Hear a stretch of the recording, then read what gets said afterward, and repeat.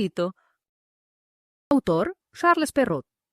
Érase una vez un leñador y una leñadora que tenían 7 hijos, todos ellos varones. El mayor tenía 10 años y el menor solo 7. Puede ser sorprendente que el leñador haya tenido tantos hijos en tan poco tiempo, pero es que a su esposa le cundía la tarea, pues los hacía de 2 en 2. Eran muy pobres y sus 7 hijos eran una pesada carga, ya que ninguno podía aún ganarse la vida. Sufrían además porque el menor era muy delicado y no hablaba palabra alguna, interpretando como estupidez lo que era un rasgo de la bondad de su alma. Era muy pequeñito y cuando llegó al mundo no era más gordo que el pulgar, por lo cual lo llamaron Pulgarcito. Este pobre niño era en la casa el que pagaba los platos rotos y siempre le echaban la culpa de todo. Sin embargo, era el más fino y el más agudo de sus hermanos, y si hablaba poco, en cambio, escuchaba mucho. Sobrevino un año muy difícil, y fue tanta la hambruna que esta pobre pareja resolvió deshacerse de sus hijos. Una noche, estando los niños acostados, el leñador, sentado con su mujer junto al fuego, le dijo: «Tú ves que ya no podemos alimentar a nuestros hijos. Ya no me resigno a verlos morirse de hambre ante mis ojos, y estoy resuelto a dejarlos perderse mañana en el bosque, lo que será bastante fácil, pues mientras estén entretenidos haciendo atados de astillas, solo tendremos que huir sin que nos vean». «¡Ay!», exclamó la leñadora, «¿serías capaz de dejar tú mismo perderse a tus hijos?». Por mucho que su marido le hiciera ver su gran pobreza, ella no podía permitirlo. Era pobre, pero era su madre. Sin embargo, al pensar en el dolor que sería para ella verlos morirse de hambre, consistió y fue a acostarse llorando. Pulgarcito oyó todo lo que dijeron, pues. Habiendo escuchado desde su cama que hablaban de asuntos serios, se había levantado muy despacio y se deslizó debajo del taburete de su padre para oírlos sin ser visto. Volvió a la cama y no durmió más, pensando en lo que tenía que hacer. Se levantó de madrugada y fue hasta la orilla de un riachuelo, donde se llenó los bolsillos con guijarros blancos y enseguida regresó a casa. Partieron todos, y Pulgarcito no dijo nada a sus hermanos de lo que sabía. Fueron a un bosque muy tupido donde, a 10 pasos de distancia, no se veían unos a otros. El leñador se puso a cortar leña y sus niños a recoger astillas para hacer atados. El padre y la madre, viéndolos preocupados de su trabajo, se alejaron de ellos sin hacerse notar, y luego echaron a correr por un pequeño sendero desviado. Cuando los niños se vieron solos, se pusieron a bramar y a llorar a mares. Pulgarcito los dejaba gritar, sabiendo muy bien por dónde volverían a casa, pues al caminar había dejado caer a lo largo del camino los guijarros blancos que llevaba en los bolsillos. Entonces les dijo: «No teman, hermanos. Mi padre y mi madre nos dejaron aquí, pero yo los llevaré de vuelta a casa. No tienen más que seguirme». Lo siguieron, y él los condujo a su morada por el mismo camino que habían hecho hacia el bosque.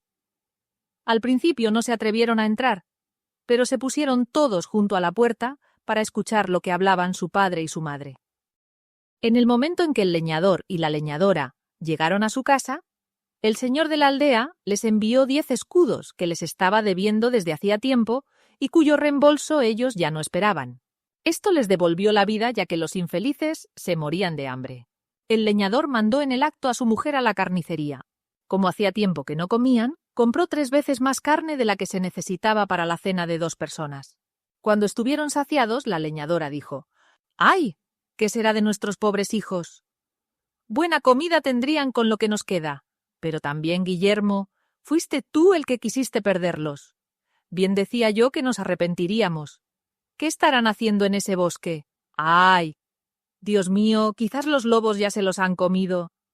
Eres harto inhumano de haber perdido así a tus hijos». El leñador se impacientó al fin, pues ella repitió más de 20 veces que se arrepentirían y que ella bien lo había dicho. Él la amenazó con pegarle si no se callaba.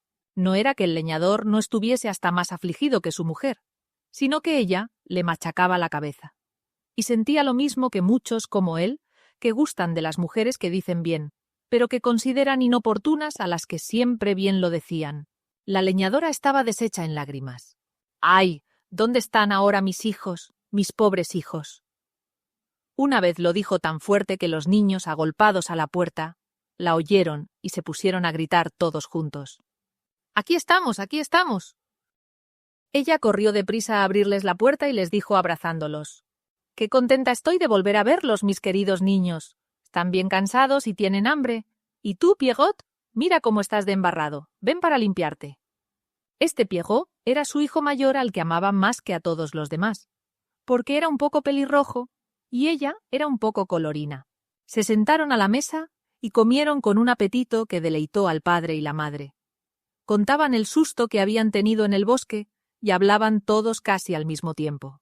Estas buenas gentes estaban felices de ver nuevamente a sus hijos junto a ellos, y esta alegría duró tanto como duraron los 10 escudos. Cuando se gastó todo el dinero, recayeron en su preocupación anterior y nuevamente decidieron perderlos. Pero para no fracasar, los llevarían mucho más lejos que la primera vez. No pudieron hablar de esto tan en secreto como para no ser oídos por Pulgarcito, quien decidió arreglárselas igual que en la ocasión anterior. Pero aunque se levantó de madrugada para ir a recoger los guijarros, no pudo hacerlo, pues encontró la puerta cerrada con doble llave. No sabía qué hacer, cuando la leñadora les dio a cada uno un pedazo de pan como desayuno. Pensó entonces que podría usar su pan en vez de los guijarros, dejándolo caer a migajas a lo largo del camino que recorrerían. Lo guardó, pues, en el bolsillo. El padre y la madre los llevaron al lugar más oscuro y tupido del bosque, y junto con llegar, tomaron por un sendero apartado y dejaron a los niños. Pulgarcito no se afligió mucho porque creía que podría encontrar fácilmente el camino por medio de su pan que había diseminado por todas partes donde había pasado. Pero quedó muy sorprendido cuando no pudo encontrar ni una sola miga.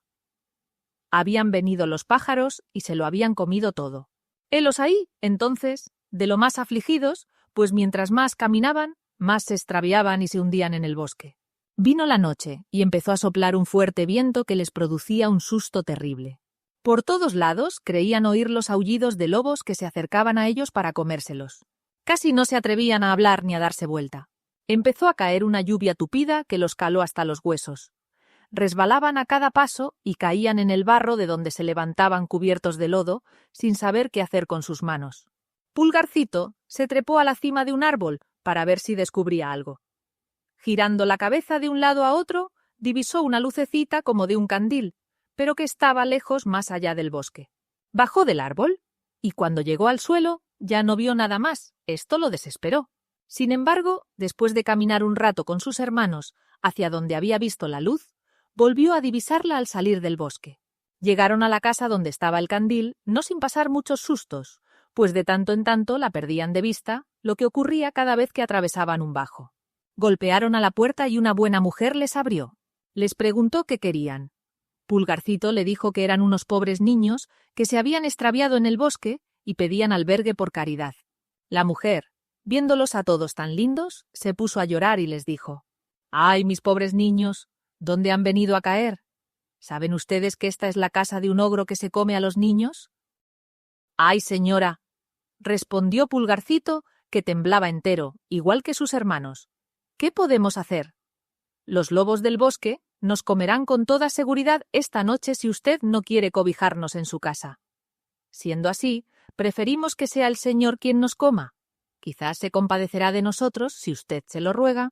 La mujer del ogro, que creyó poder esconderlos de su marido hasta la mañana siguiente, los dejó entrar y los llevó a calentarse a la orilla de un buen fuego, pues había un cordero entero asándose al palo para la cena del ogro. Cuando empezaban a entrar en calor, oyeron 3 o 4 fuertes golpes en la puerta. Era el ogro que regresaba. En el acto, la mujer hizo los niños se ocultaran debajo de la cama y fue a abrir la puerta. El ogro preguntó primero si la cena estaba lista, si habían sacado vino, y enseguida se sentó a la mesa. El cordero estaba aún sangrando, pero por eso mismo lo encontró mejor. Olfateaba a derecha e izquierda, diciendo que olía a carne fresca. «Tiene que ser», le dijo su mujer, «ese ternero que acabo de preparar lo que sentís». «Huelo carne fresca, otra vez te lo digo», repuso el ogro mirando de reojo a su mujer. «Aquí hay algo que no comprendo». Al decir estas palabras, se levantó de la mesa, fue derecho a la cama. «Ah», dijo él, «¿así me quieres engañar, maldita mujer? No sé por qué no te como a ti también. Suerte para ti que eres una bestia vieja. Esta caza me viene muy a tiempo para festejar a 3 ogros amigos que deben venir en estos días. Sacó a los niños de debajo de la cama, uno tras otro. Los pobres se arrodillaron pidiéndole misericordia. Pero estaban ante el más cruel de los ogros quien, lejos de sentir piedad, los devoraba ya con los ojos y decía a su mujer que se convertirían en sabrosos bocados cuando ella les hiciera una buena salsa. Fue a coger un enorme cuchillo y mientras se acercaba a los infelices niños, lo afilaba en una piedra que llevaba en la mano izquierda. Ya había cogido a uno de ellos cuando su mujer le dijo: «¿Qué queréis hacer a esta hora? ¿No tendréis tiempo mañana por la mañana?» «Cállate», repuso el ogro, «así estarán más tiernos». «¿Pero todavía tenéis tanta carne?», replicó la mujer. «Hay un ternero, 2 corderos y la mitad de un puerco». «Tienes razón», dijo el ogro. «Dales una buena cena para que no adelgacen y llévalos a acostarse». La buena mujer se puso contentísima y les trajo una buena comida, pero ellos no podían tragar, de puro susto. En cuanto al ogro, siguió bebiendo, encantado de tener algo tan bueno para festejar a sus amigos. Bebió unos 12 tragos más que de costumbre, que se le fueron un poco a la cabeza, obligándolo a ir a acostarse. El ogro tenía 7 hijas muy chicas todavía. Estas pequeñas ogresas tenían todas un lindo colorido, pues se alimentaban de carne fresca, como su padre, pero tenían ojitos grises muy redondos, nariz ganchuda y boca grande, con unos afilados dientes muy separados uno de otro. Aún no eran malvadas del todo, pero prometían bastante, pues ya mordían a los niños para chuparles la sangre. Las habían acostado temprano, y estaban las 7 en una gran cama, cada una con una corona de oro en la cabeza. En el mismo cuarto había otra cama del mismo tamaño. Ahí la mujer del ogro puso a dormir a los 7 muchachos, después de lo cual se fue a acostar al lado de su marido. Pulgarcito, que había observado que las hijas del ogro llevaban coronas de oro en la cabeza, y temiendo que el ogro se arrepintiera de no haberlos degollado esa misma noche, se levantó en mitad de la noche y, tomando los gorros de sus hermanos y el suyo, fue despacito a colocarlos en las cabezas de las niñas. Después de haberles quitado sus coronas de oro, las que puso sobre la cabeza de sus hermanos y en la suya, a fin de que el ogro los tomase por sus hijas, y a sus hijas por los muchachos que quería degollar. La cosa resultó tal como había pensado, pues el ogro, habiéndose despertado a medianoche, se arrepintió de haber dejado para el día siguiente lo que pudo hacer la víspera. Salió, pues, bruscamente de la cama, y cogiendo su enorme cuchillo: «Vamos a ver», dijo, «¿cómo están estos chiquillos? No lo dejemos para otra vez». Subió entonces al cuarto de sus hijas, y se acercó a la cama donde estaban los muchachos. Todos dormían menos Pulgarcito, que tuvo mucho miedo cuando sintió la mano del ogro que le tanteaba la cabeza, como había hecho con sus hermanos.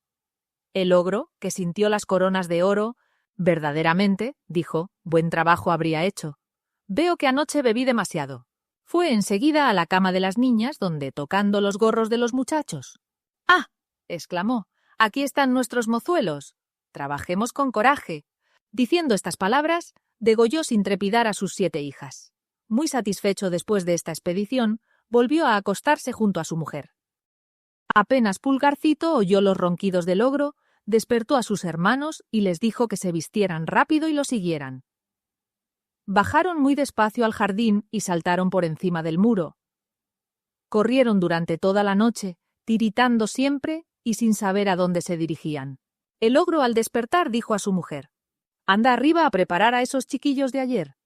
Muy sorprendida quedó la ogresa ante la bondad de su marido, sin sospechar de qué manera entendía él que los preparara. Y creyendo que le ordenaba vestirlos, subió, y cuál no sería su asombro al ver a sus 7 hijas degolladas y nadando en sangre. Empezó por desmayarse, que es lo primero que discurre en casi todas las mujeres en circunstancias parecidas. El ogro, temiendo que la mujer tardara demasiado tiempo en realizar la tarea que le había encomendado, subió para ayudarla. Su asombro no fue menor que el de su mujer cuando vio este horrible espectáculo. «¡Ay, qué hice!», exclamó. «Me la pagarán estos desgraciados», y en el acto echó un tazón de agua en la nariz de su mujer y haciéndola volver en sí.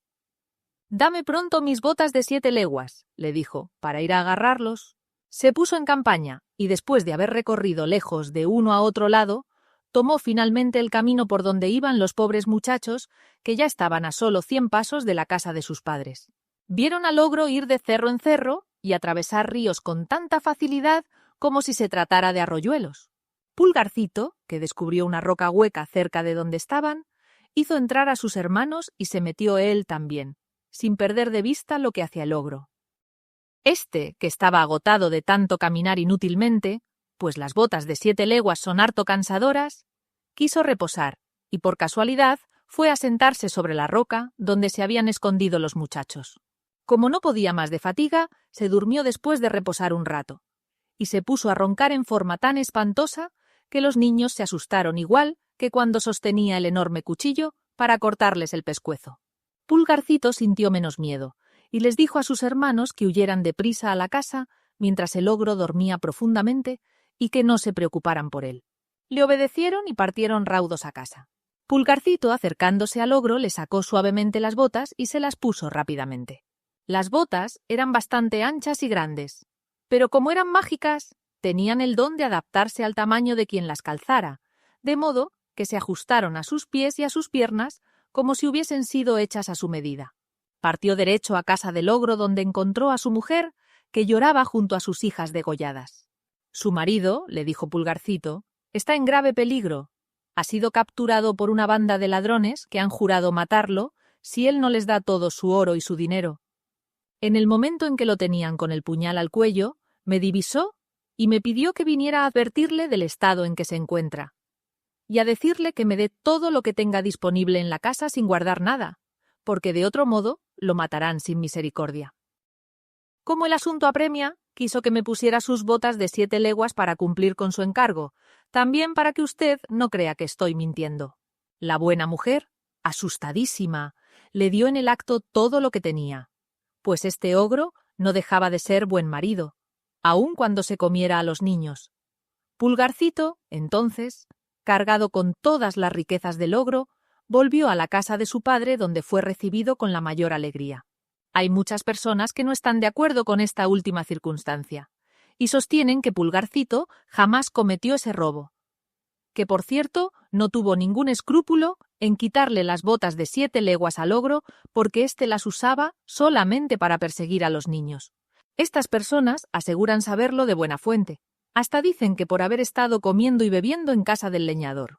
Aseguran que cuando Pulgarcito se calzó las botas del ogro, partió a la corte, donde sabía que estaban preocupados por un ejército que se hallaba a 200 leguas y por el éxito de una batalla que se había librado. Cuentan que fue a ver al rey y le dijo que si lo deseaba, él le traería noticias del ejército esa misma tarde. El rey le prometió una gruesa cantidad de dinero si cumplía con este cometido. Pulgarcito trajo las noticias esa misma tarde, y habiéndose dado a conocer por este primer encargo, ganó todo lo que quiso, pues el rey le pagaba generosamente por transmitir sus órdenes al ejército. Además, una cantidad de damas le daban lo que él pidiera por traerles noticias de sus amantes, lo que le proporcionaba sus mayores ganancias. Había algunas mujeres que le encargaban cartas para sus maridos, pero le pagaban tan mal y representaba tan poca cosa que ni se dignaba tomar en cuenta lo que ganaba por ese lado. Después de hacer durante algún tiempo el oficio de correo y de haber amasado grandes bienes, regresó donde su padre, donde la alegría de volver a verlo es imposible de describir. Estableció a su familia con las mayores comodidades. Compró cargos recién creados para su padre y sus hermanos, y así fue colocándolos a todos, formando a la vez con habilidad su propia corte. Moraleja: nadie se lamenta de una larga descendencia. Cuando todos los hijos tienen buena presencia, son hermosos y bien desarrollados. Mas si alguno resulta enclenque o silencioso, de él se burlan, lo engañan y se ve despreciado. A veces, sin embargo, será este mocoso el que a la familia ha de colmar de agrados.